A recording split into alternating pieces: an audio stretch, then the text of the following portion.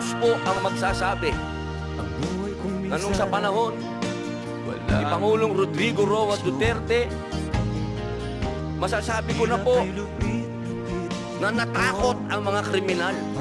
Wala pa po siyang ginagawa. Doon lang sa commercial niya na last Christmas yun na to, natakot na ho ang napakaraming kriminal.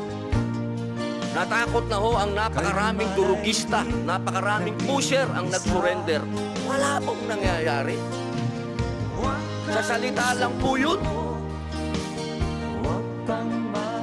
Mga mahal kong kababayan, kung sisisi natin lahat ang mga namatay dito sa administrasyon ni Rodrigo Roa Duterte, abay nagkakamali po tayo.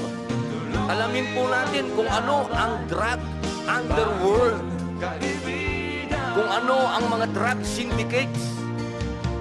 Ako na po nagsasabi sa inyo, regular